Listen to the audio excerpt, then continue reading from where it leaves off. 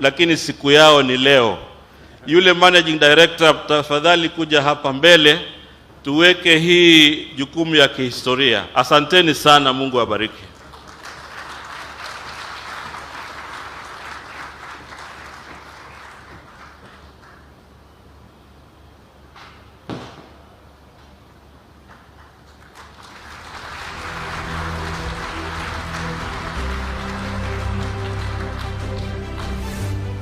Asanteni sana. Tafadhali tunaweza keti chini. Thank you very much. Excellencies, honorable members, our private sector captains of industry, our most valued participants today, the investing community, and friends. Today marks a very important day in Kilifi County. Na nimekuja hapa makusudi, sio kwa sababu nimekosa mahali pa kuenda ama kazi ya kufanya. Nimekuja hapa kwa mpango makusudi, ili niungane na watu wa Kilifi na viongozi wa Kilifi katika sherehe hii ya muhimu ya investment conference ambayo itapatia waegezaji kutoka sehemu zote za taifa letu la Kenya, bara la Afrika, duniani kote nafasi ya kuegeza katika kaunti hii ya Kilifi, wakati wanatafuta nafasi pia ya kuegeza katika taifa letu la Kenya. Nichukue nafasi hii nimpongeze gavana wetu Gideon Mung'aro kwa maono, mpango, na vile vile viongozi wa kaunti hii kwa kuungana naye ili tuweze kuweka Kilifi mahali ambapo watu wataelewa ya kwamba pale Kilifi kuna nafasi ya uwegezaji, kuna nafasi ya biashara, kuna nafasi ya kupanua uchumi, ajira ipatikane, tuweze kuzalisha uchumi wenu, tuondoe umaskini, ndio Kenya iweze kupiga hatua ya kwenda mbele. There cannot be a progressive Kenya without our thriving counties.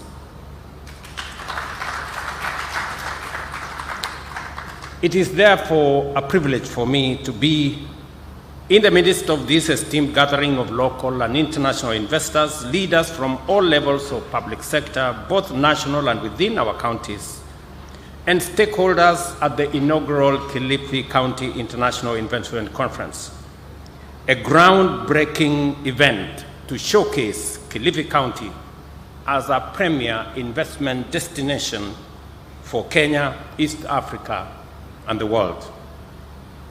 The time has come to show that beyond its renowned, vibrant culture, sandy beaches, and hospitable people, Kilifi is also a competitive destination for transformative investments. This conference demonstrates that our counties are not only capable of leading, but are already driving the transformation of Kenya's socio-economic landscape. Today, as we shine a spotlight on Kilifi's immense potential, we gather to reaffirm our commitment to building an economy where prosperity is shared from the bottom going up. Devolution has provided us with a unique opportunity and the capacity to empower our grassroots by unlocking untapped socio-economic potential.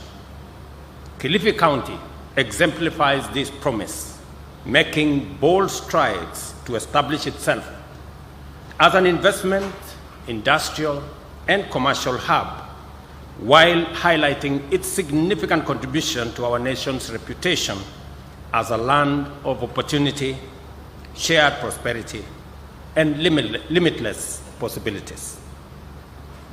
The government of Kenya remains steadfast in its commitment to ensuring that all counties across Kenya harness their unique endowments and capitalize on their undeniable potential to attract investment and emerge as powerful engines of our national growth and development. Each of the 5 strategic pillars of the bottom-up economic transformation agenda is dedicated to implementing clear plans that translate this vision into reality, ensuring that no one is left behind on our journey towards prosperity and socio-economic transformation. Nowhere is this impact more evident than here in Kilifi, in particular, and the coastal region in general. Through modernized infrastructure, thriving export processing zones, and special economic zones, we are demonstrating the power of devolution to deliver real, tangible, and transformative outcomes. These efforts not only enhance the dignity of our people, but also create meaningful jobs, put money in their pockets, and secure their health. For instance, our efforts to modernize port infrastructure are bearing fruit. The Port of Mombasa, a critical gateway for trade, has seen cargo throughput rise from 33.8 million metric tons in 2022 to 35.9 million metric tons in 2023, with container traffic increasing by 12% to 1.6 million units. Similarly, Lamu Port, now fully operational, handled 27,000 metric tons of cargo from 36 vessels in 2023, and recent upgrades, including the installation of modern gantry cranes, have enabled it to handle 3 ships simultaneously today. Reduced tariffs and extended free storage periods have further enhanced its appeal, driving growth and opening new trade corridors. The indirect effects of these developments are felt across our local economy. Faster delivery of goods have improved supply chains, benefiting small-scale traders, while expanding port capacity and the establishment of special economic zones around our country. For Kilifi's farmers and fisherfolk, these advancements translate into higher incomes, better job security, and increased participation in global trade. I am very proud that today we have issued the approval letter to Vipingo Special Economic Zone,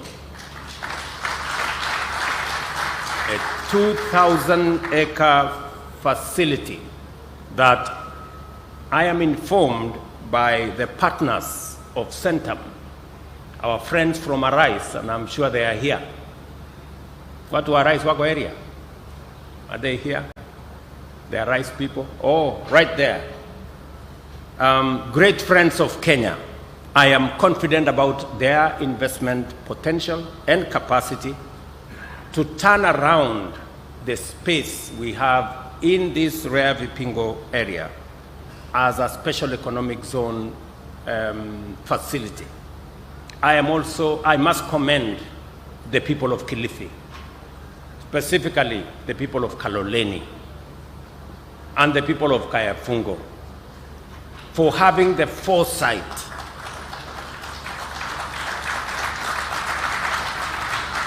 to know that instead of subdividing the 3,000 acres into little plots that would have not as much meaning, they have decided to consolidate that 3,000 acres into a special economic zone that will see greater investment in Kaloleni and in Kilifi County. And I agree with the Governor, our Speaker. For those of you who don't understand Kiswahili, let me paraphrase. the Wahenga story he told us. Speaker Kingi has told us, if you want to be a grandfather, you must allow your daughter to be married. Otherwise, you can't be a grandfather. So, if we want to see the transformation that we want, we must allow land in Kayafungo to be made a special economic zone. That is how we are going to create the jobs of the future. That is where we are going to create the economy of the future and the wealth of the future. It is just as simple as that. And it speaks to many of our projects in Kenya. Those who stand in the way of many of these projects, they are delaying our opportunity to be called grandfathers. You know? So I'm really, I'm very happy and I'm very proud of the people of Kilifi. I am very proud of the county government of Kilifi. The MCAs who are here, who are supporting your county government, supporting the initiatives, the investments that are being pushed by your county governments. It is the right thing to do. Many people will tell you, why are you not opposing Mungaro is doing this? Why don't you oppose this? Why don't you oppose that? Let me ask you to do the right thing. If something is right, say it is right. If something is wrong, let us say it is wrong. But let us not play petty politics on everything. We have a country to look after, and you people have a county to mind and to develop and to grow. So I must commend the leaders in this county. I see the leaders in this county from across the divide, the political divide. They are working together on matters that are important to the people of this county. You must stand together and assist this county. Ndio nasema nimefurahi sana kuona ya kwamba katika kaunti ya Kilifi kuna watu wazalendo wa kaunti hii ambao wanaelewa maana ya waegezaji na miradi na mipango ambayo itasaidia kukuza uchumi wa kaunti hii ya Kilifi. Na mimi nataka niwaeleze serikali ya Kenya itasimama kidete pamoja na nyinyi. Ndio nilisema pale mbeleni, mimi sijakuja hapa kwa sababu nimekosa mahali pa kwenda. Nimekuja hapa makusudi because I have a duty to encourage. When people are doing the right thing, we must encourage them to do even better. So, muzidi na kufanya bidii hiyo. The indirect effects of these developments are felt across the economy, as I have said. Through our collective efforts, these infrastructure achievements are being transformed into opportunities that uplift communities and sustain livelihoods. Kilifi County has steadily evolved into a hub for thriving export processing zone. Notable farms include Nuts and More Processing, East Africa, which you all know, which employs 405 workers to process cashew nuts for export. For a very long time, we wanted an export facility, and we're going to support this company to make sure that it does more. Let me also inform the county government of Kilifi that we have resources in our commodities fund that can support seeds and growing of cashew nuts in Kilifi County. If you apply through our commodities fund, we want a partnership between the county government of Kilifi and the national government. We will support your new varieties, new investments in coconut growing that will help support the export of coconut economy in this county.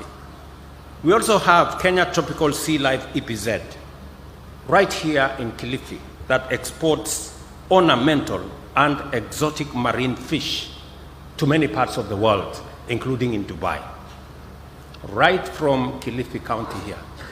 Again, we will work together to see to it that we provide the necessary environment for the expansion of these facilities that already exist in this county, not to mention Fuhua Kenya EPZ Limited, that produces knitted fabrics and undergarments with 747 employees already here.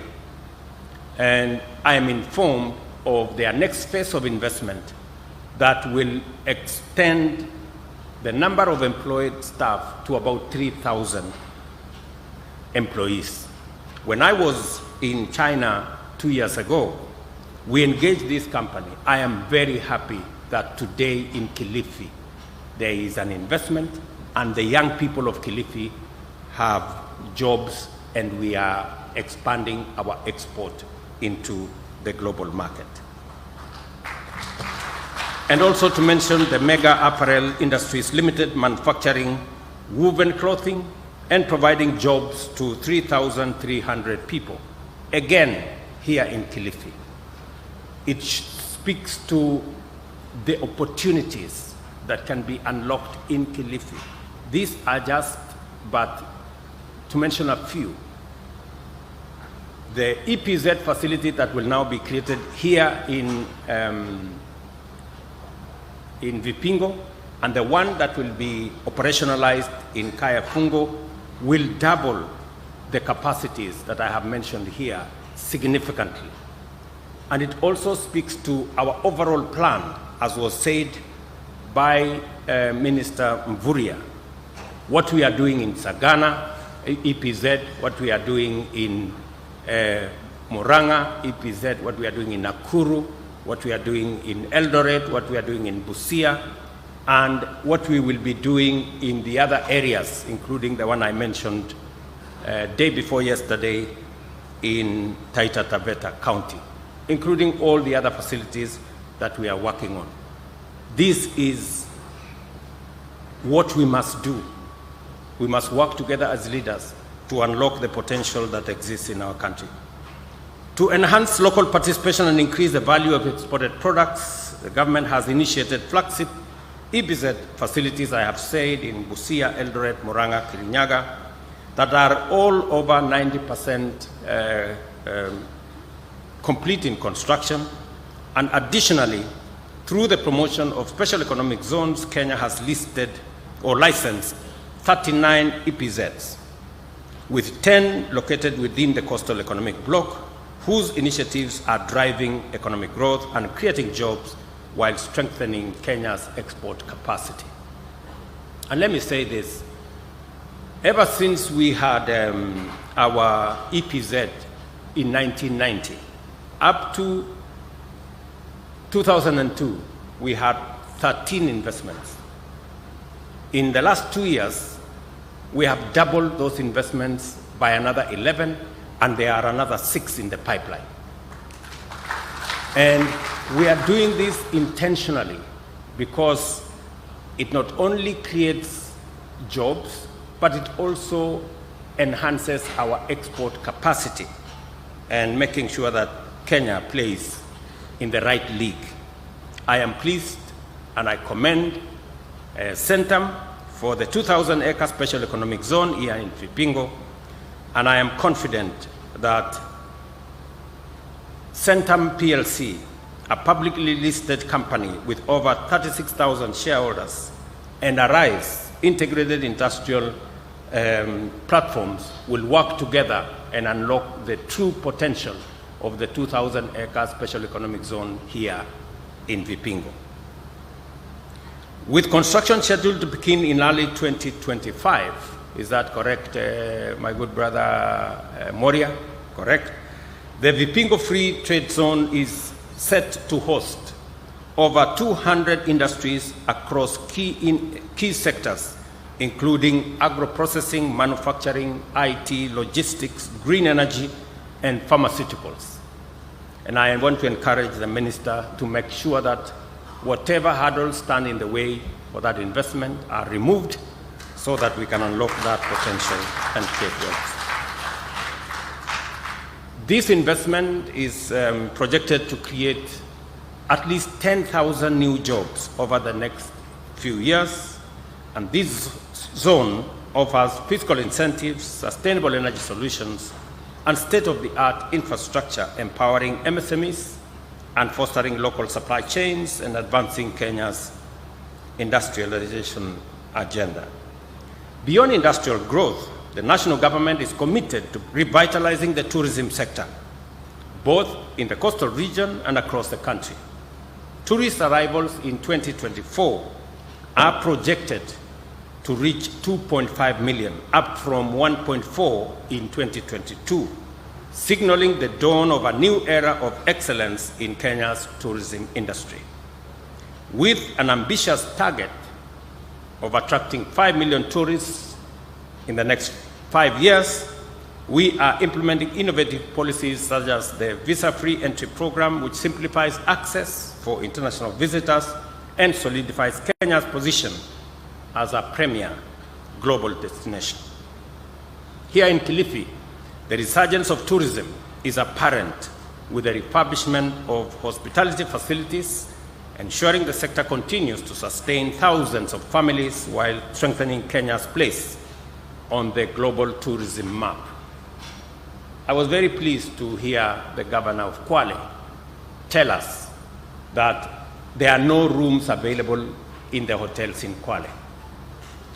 That is the best news that we can get, that our hotel facilities are doing well, and we are looking for additional investors to invest in that space.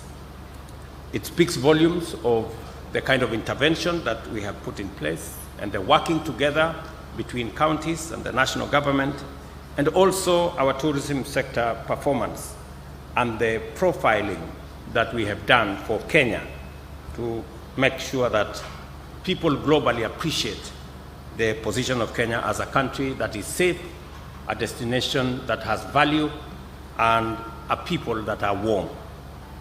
As Kilifi continues to urbanize, I encourage the county government to collaborate with the private sector to develop incentives that leverage the affordable housing program. I want to tell the people of Kilifi, in our own program, we have 10,000 housing units that are already lined up for Kilifi County and our affordable housing program. And also, you can unlock more working with the private sector. We think also there is great opportunity to safeguard agriculture and food security from adverse effects of uncontrolled land fragmentation, but also establish a framework for integrated land use planning and sustainable development. Affordable housing is more than just brick and mortar. It is a commitment to restore dignity to families by ensuring that every Kenyan has access to safe, decent, and secure shelter. It is also a powerful driver of economic activity, having generated already 164,000 new jobs over the past year. These opportunities span construction, manufacturing, and service industries, empowering local artisans, builders, suppliers, while fostering the growth of small and medium enterprises. In the digital economy, we are expanding last-mile fiber optic connectivity by leveraging Kenya Power's extensive transmission network to reach remote, unserved, or underserved areas. This digital transformation is unlocking opportunities for young IT workers, digital creators, and entrepreneurs, enabling them to thrive locally while connecting to global markets. And I was very happy, Gideon, when I saw you sign an MOU with digital media that will assist more young people get into the creative space. That is a very positive development. We must use the digital space, the digital media space.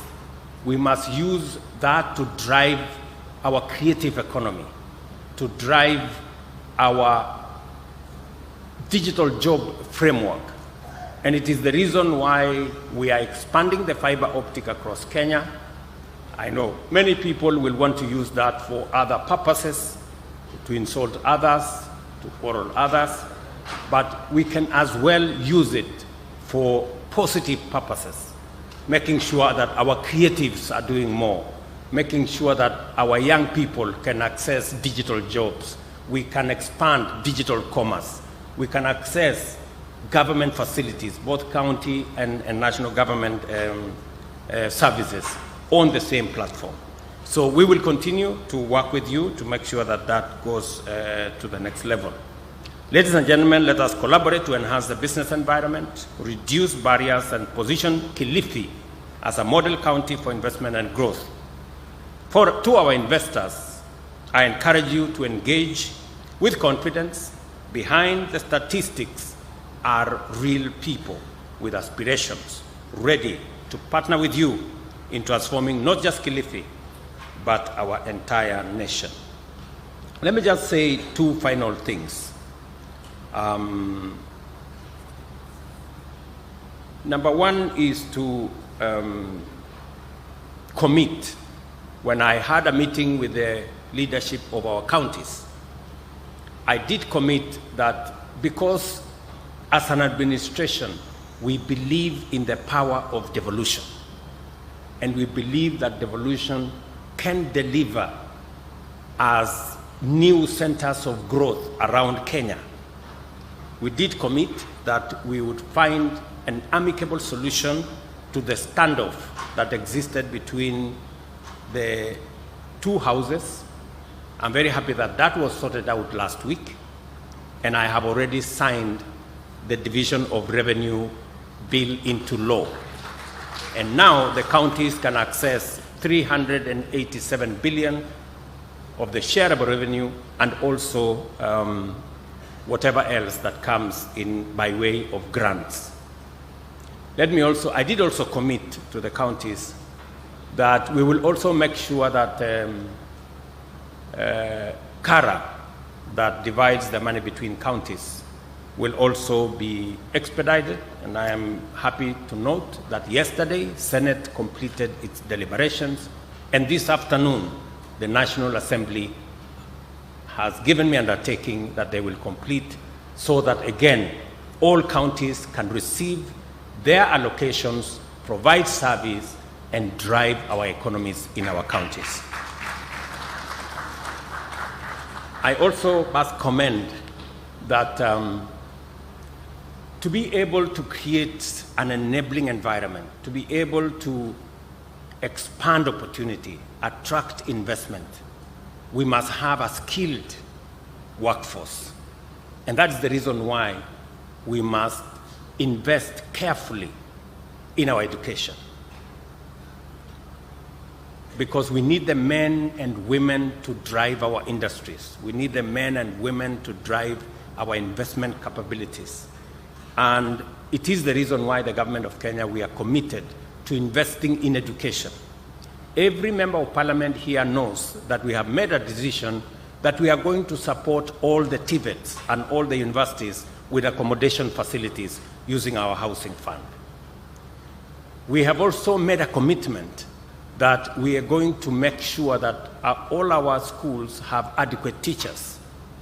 As I talk to you, the recruitment of another 20,000 teachers is going on in the country so that we can better protect our education sector. Let me also commit that as part of this whole journey of creating an enabling environment, Kilifi County, we have allocated 2 billion shillings to expand the last mile connectivity to different parts of this county.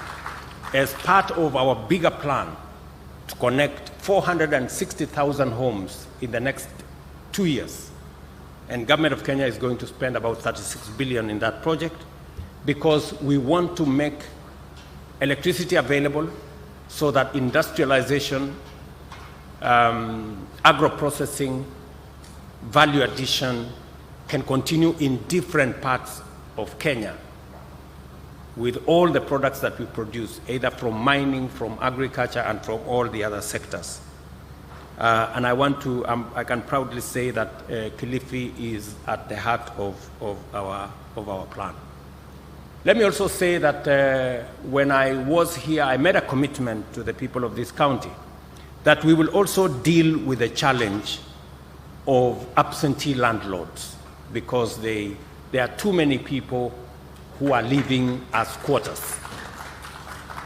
That journey has begun. Hopefully, I did meet the leadership of the various counties in this coast, and there is just some small consultation that we need to complete. We have already identified Gaza Village in Kwale, Juda area in Kisauni, Mtangani and Kijiwetanga in Malindi as the first beneficiaries of the resources we are going to use to buy land so that we can settle squatters and make sure that we drive the possibility of eliminating absentee landlords. This will happen in the first quarter of next year, and I have an elaborate plan to make sure that we deliver on our commitment on making sure that we deal with the challenge of squatters in this coast province as we deal with it elsewhere in the Republic of Kenya. It is a good move so that our investors can also be confident that whatever investment they put in this country or in this region is safe, is secure, and is not subject to court cases and other matters that sometimes attend to this. Let me conclude my remarks by commending again the great people of this county for this very exemplary engagement with our investors, and to assure all the investors that are present here, that are coming soon, that we are going to move this together in the right direction. I know Kiswahili changu kidogo haifiki pale mahali pa Amazon Kingi ama hawa wangwana wa kutoka Mombasa. Changu kidogo ni cha bara, ni bara sio? So I will not attempt to make any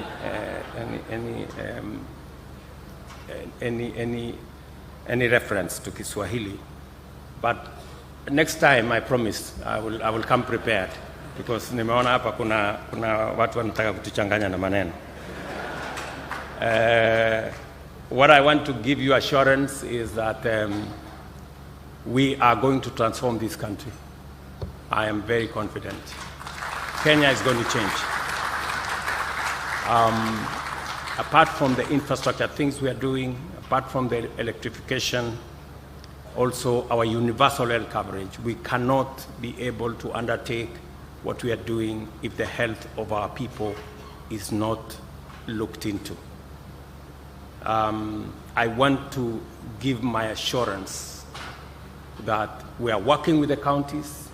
The counties have done their part of the bargain. We've hired, together with the counties, community health promoters, 100,000 of them. They are assisting us in mobilizing communities, in attending to communities at the lowest level possible.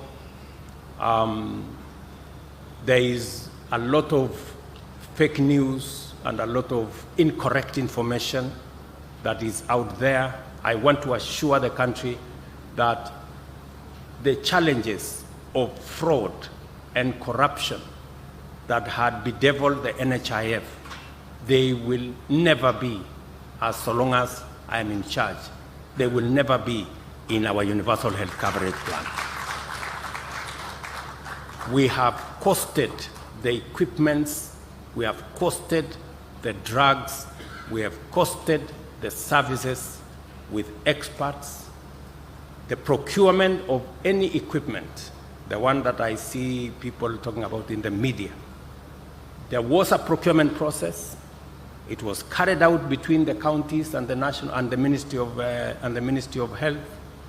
There is no obligation on any county to get any equipment from any supplier. There is no one supplier. I think there are 7 or so suppliers. And there is no obligation on any county. Anybody who says they were forced by the national government to sign whatever contract, those are conmen and they are liars. Because Mungaro is here, Abdul Samad is here, Fatuma is here. They are governors.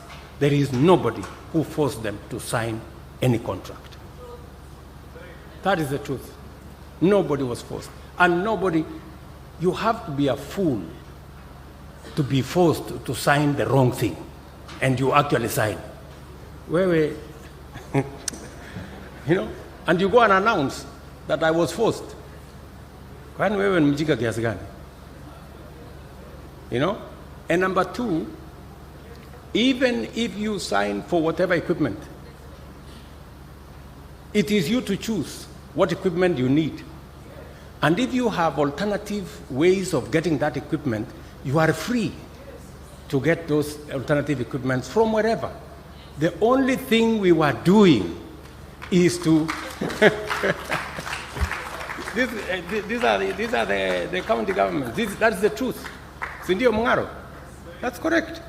So let us not, and I am here and I will look the people of Kenya in the eye and tell them there will be no corruption in social health as long as I'm president. You know? And I am willing to be challenged, because we must get rid of corruption. We must get rid of fraud.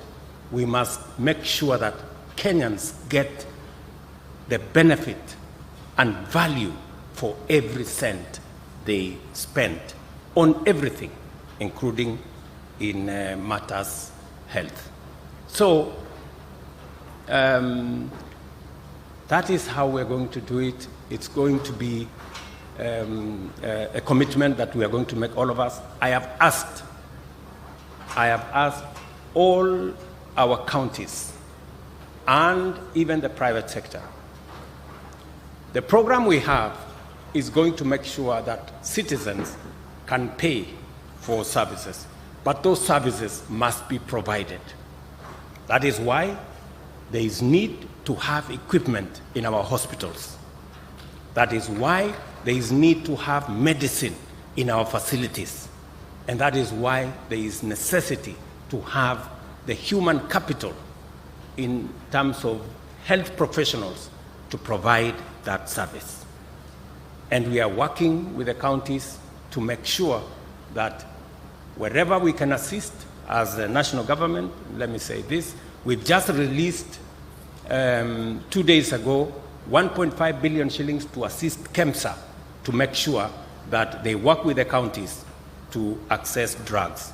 I have asked my friends in the county governments to also pay their part to KEMSA so that we can get drugs, so that when citizens go to look for health service, there is money to pay from SHA, but there must also be drugs, human capital to dispense, and also equipment to make sure that that service is provided. So we need a healthy population for us to drive our country into the next level. Let me also assure the people of this great country that we are going to work together. We have made a solemn commitment that tribalism is not going to be part of our DNA. We must get rid of it. I know there are leaders who are unhappy that we have an expanded government. We have a government that brings everybody on board. Let me just tell them, this country belongs to all of us. There is no special Kenya. There is no special place. There is no special group of people. We are all one people, the people of Kenya. And we must, it is our duty to work together Hakuna haja ya kukasirika ati kwa sababu unataka watu wengine wakuwe nje miaka yote. You know? Tufanye kazi kwa pamoja. Hii Kenya inatutosha. This country is big enough for all of us. We must not exclude others. It is not necessary. Let us include everybody. Working together, we can build the synergy, we can build the momentum to create that which is enough for every Kenyan, from every community, and from every region, and from every county. On that, I am solid rock. I'm not moving an inch. We must stay the course. I commend the county government of Kilifi, under the leadership of my good brother Gideon, for the excellent work being done here and for hosting this conference. I also extend my best wishes for a productive conference and look forward to witnessing its impact in driving investment momentum in Kilifi County. Ladies and gentlemen, the Kilifi County Integrated Conference 2024 is now officially open. Asanteni sana and God bless you. Tumpongeze Rais mara nyingine kwa makofi. Your Excellency, with your permission, if we can kindly just stay on stage for a quick photo opportunity. May we take our seats, please? Let's kindly take our seats. And allow me to now call on the Chair, Kilifi International Investment Conference Chair, that is the Deputy Governor, Mr. David Gosney, Mr. James Moria, all the PSs and CSs present, and the Speaker of the Senate to kindly come and join His Excellency for a quick photo. We'll take 2 photos. After that, I'll invite all the governors present to join His Excellency on stage for a photo opportunity. After that, we are going to finish with the national anthem, but there is an